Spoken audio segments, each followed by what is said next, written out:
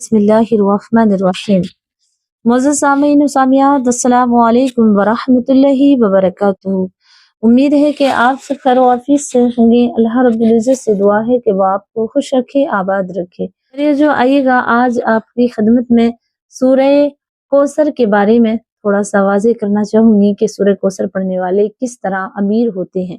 एक मेरी बहन का वाक़या है जो आपकी खिदमत में पेश करूँगी, जिसे सुन कर के आप इंशाअल्लाह सूरह कौसर को पढ़ना शुरू कर देंगे। देखिए सूरह कौसर से पढ़ने से बीमारियां भी सेहत पाती हैं, सर का दर्द भी खत्म होता है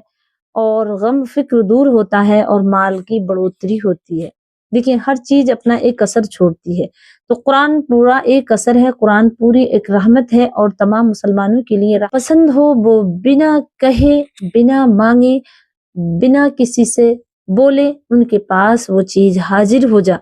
तो उनके लिए ये बहुत ज़रूरी है कि वो सूरह कौसर को पढ़ते रहें। और पढ़ना किस तरह आइएगा अभी आपको बताऊंगी। दूसरी जो मेरी बहनें चाहती हैं कि उन्हें बीमारियों से छुटकारा मिल जाए, कभी उनकी बीमारियां पास ना आए, तो उनके लिए भी, और जो चाहते हैं मेरे भाई के गुनाहों से छुटकारा मिल जाए, जो अक्सर शराब और जिनाओं के अड्डे पे जाते हैं, यहाँ तक कि देखिए मैं ये नहीं कहूँ कि सभी ऐसी, दुनिया है सब तरह की है और मेरे भाई अच्छे भी बुरे भी सोशल मीडिया पे सभी चीजें सुनते हैं, तो जो अगर सुन रहे हैं तो इस बात का बुरा ना माने, क्योंकि हिदायत जब आती है तो अल्लाह तबारक व तआला किसी के मुंह से वो लफ्ज सुनवाता है जिसे सुनने के फौरन ही बाद वो अमल कर लेते हैं। तो प्यारे जो अगर आप सुन रहे हैं तो इस बात पर जरूर फिक्र और गौर करके सुने कि अल्लाह तबारक व तआला आपको चाहता है तो इंशाल्लाह एक ही जुमला किसी का आपके जहन में उतर जा तो आप उस पर अमल कर लेंगे। तो प्यारे जो आएगा, पहला हम हदीस से सुनते हैं, जैसे कि नबी अकरम सल्लल्लाहु अलैहि वसल्लम इरशाद फरमाते हैं,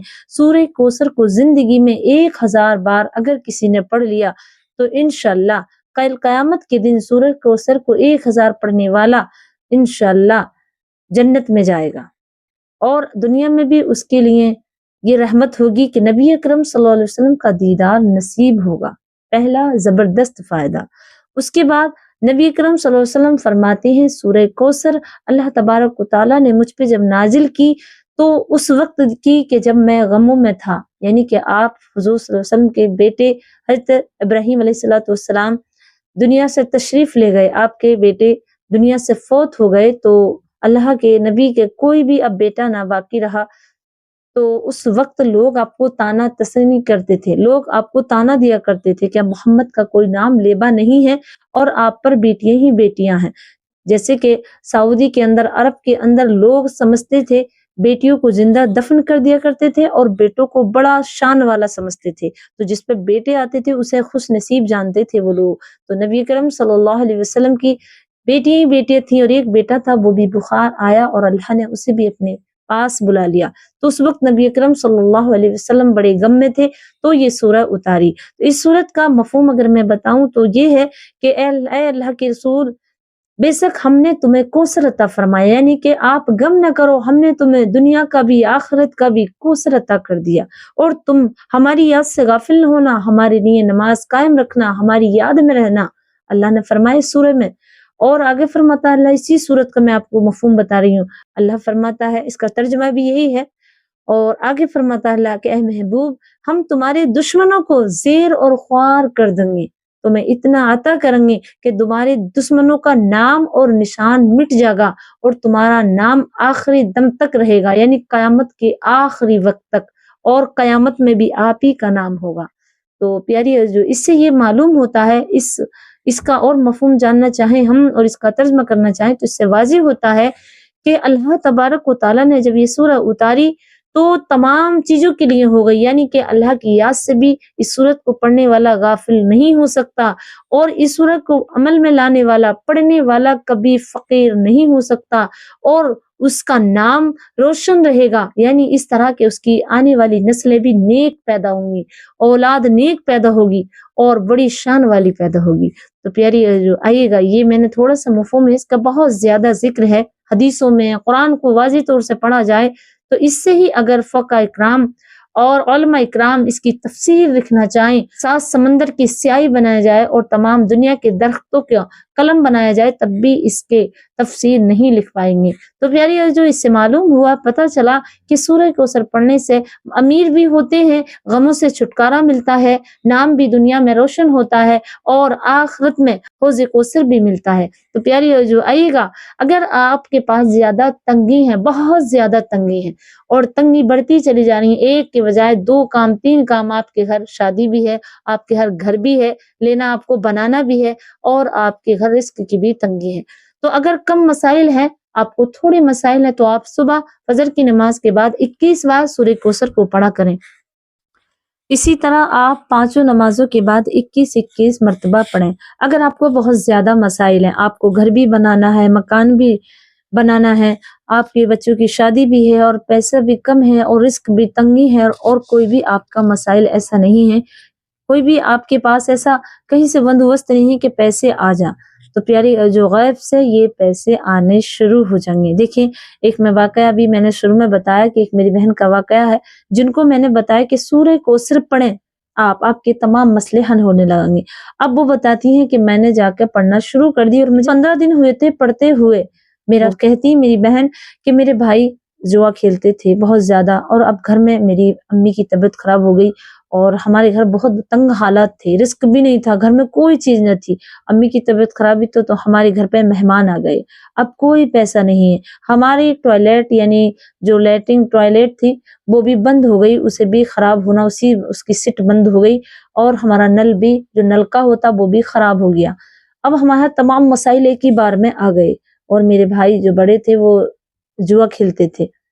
اب اس وقت مہمان آ گئے اور کوئی پیسہ نہیں، ہم خاموش رہے اور میں پڑھتی رہی، مجھے 15 دن گزرے سورہ کوثر پڑھتے ہوئے۔ دیکھتی ہوں کہ اچانک سے بارش کا ایک ہلکی سی بادل ہوئے، تھوڑے تھوڑے بادل سے چھائے اور بادل چھاتے چھاتے ایک دم بارش کا مانسون بن گیا، بارش کا موسم بن گیا، اور اس وقت ہلکی سی بارش ہونے لگی۔ اس وقت ہلکی سی بارش ہونے لگی، میرے بھائی جو میرا بھائی تھا جو جوا کھیلتے تھے، تو وہ جواؤں میں بیٹھے تھے، جوہاریوں میں، تو کبھی وہ پیسے نہیں لائے جیت کر، کبھی 2 روپے نہیں لائے۔ ہمیشہ ہمارے گھر جو برباد ہوا وہ یوں ہی ہوا کہ میرے بھائی جو بھی کماتے، جو بھی گھر میں ہماری امی سے ہم سے لے جاتے تھے اور بس ہارتے ہی تھے، کبھی وہ پیسے جیت کے نہیں لائے۔ تو اس وقت بارش کا موسم ہوا اور وہ جوئے میں بیٹھے جو جوا کھیلتے ہیں، وہاں پر دیکھا کہ انہوں نے اس وقت 17,000 روپے جیتے، اور وہ پیسے بارش جب ہوئی تو سب بھاگ گئے وہاں سے، ہلکی سی بارش ہوئی اور سب بھاگ گئے اور وہ پیسے لے کر گھر آ گئے۔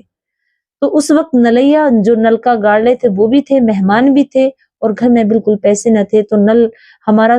وہ بتاتی ہیں کہ جب ان کا نل سنبھلا تو اس وقت نل میں 8,000 روپے خرچ ہوئے، ٹوائلٹ میں 3,000 روپے خرچ ہوئے، اور مہمانوں کی بھی ہم نے خاطرداری کی، رزق بھی لیا۔ تو اس وقت سے ہمارے گھر آج تک ہمارا بھائی کبھی 2 روپے جیت کے نہ لایا، اور بارش فوراً تھم گئی۔ کبھی بھی ہمارا بھائی جب جوا کھیلتا تو اٹھنے نہ دیتا۔ وہ فرماتی ہیں، بہت رو رو کے اس بات کو بتا رہی، اور میں آپ سے اس لیے بتا رہی ہوں، اس لیے مینشن کر رہی ہوں کہ اللہ تبارک و تعالیٰ جب دینے پہ آتا ہے تو کوئی نہ کوئی بہانہ کرتا ہے۔ یہ حلال کا پیسہ ہو گیا اس طرح کہ وہ رحمت کی بارش آئی، اور کہہ رہے ہم سب دل میں رو رہے مہمان ہمارے گھر میں کہ کہاں سے پیسوں کا انتظام ہوگا، مہمان بھی آ گئے، امی کی بھی طبیعت خراب، ٹوائلٹ بھی بند ہو گیا، اور نل کا گاڑنے والے یعنی کہ جو مشین لے کر آتے ہیں وہ بھی بورنگ کر رہے ہیں، ہم کیسے کہاں سے دیں گے۔ ہم خاموش رہے تو اسی وقت بارش ہوئی اور ہمارا بھائی آ گیا، اس نے بتایا نہیں کہ میں ادھار لے کے آیا ہوں، کسی سے بتایا گھر پہ، بتا رہے کہ میں کسی سے ادھار لایا ہوں، ہم نے نل بھی گڑوا دیا، پیسے نل کے والے کو بھی دے دی جو مشین لے کر آئے، اور مہمانوں کی خاطرداری کی، گھر میں راشن آیا۔ اس وقت سے آج تک ہمارے گھر میں پیسے آ ہی رہے ہیں، اور وہ میرے بھائی کا آخری وقت تھا جوا کھیلنے کا اور جیتنے کا۔ تو پیاری جو کہتی ہیں وہ کہ ہمارا پورا گھر برباد ہو گیا تھا اس وقت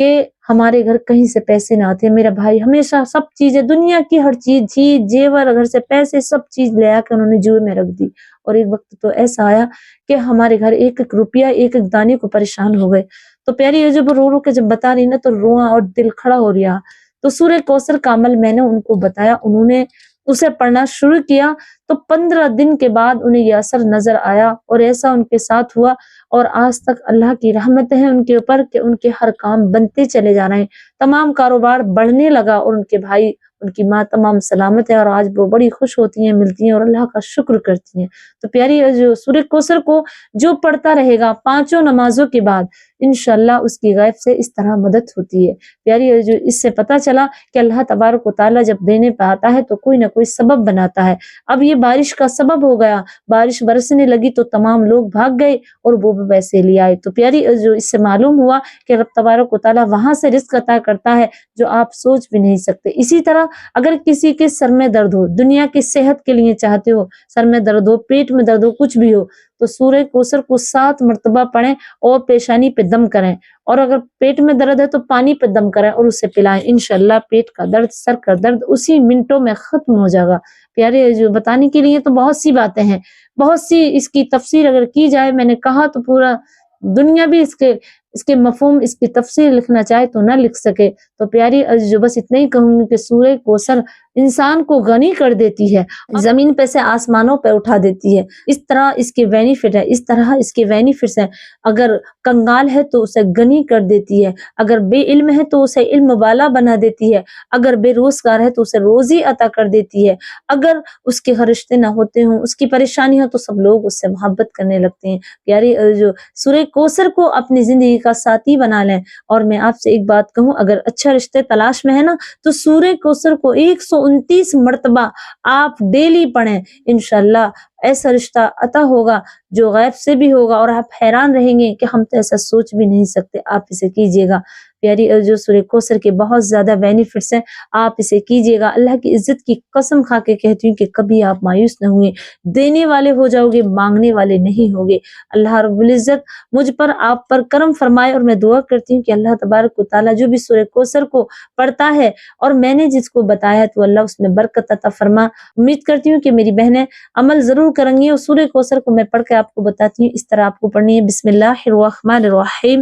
اِنَّا أَعْطَيْنَاكَ الْكَوْثَرَ فَصَلِّ لِرَبِّكَ وَانْحَرْ إِنَّ شَانِئَكَ هُوَ الْأَبْتَرُ۔ اتنی چھوٹی سی ہے، آپ اس طرح پڑھیں ایک ایک دانے پر، اور ہر نماز کے بعد 21 بار پڑھیں۔ انشاءاللہ آپ کی تمام دنیا بھی اور آخرت بھی تمام فائدے آپ کو حاصل ہوں گے۔ امید کرتی ہوں کہ آپ سمجھ گئے ہوگے، تو مجھے اپنی دعا میں یاد رکھیں۔ السلام علیکم ورحمۃ اللہ وبرکاتہ۔ شام کو مغرب کی نماز کے بعد 21 بار سورہ کوثر کو پڑھا کریں۔ یہ صبح شام پڑھنا شروع کر دیں، انشاءاللہ آپ کی تمام غیب سے مدد ہونے لگے گی۔ میں نہیں کہہ رہی، یہ بڑے بڑے علماء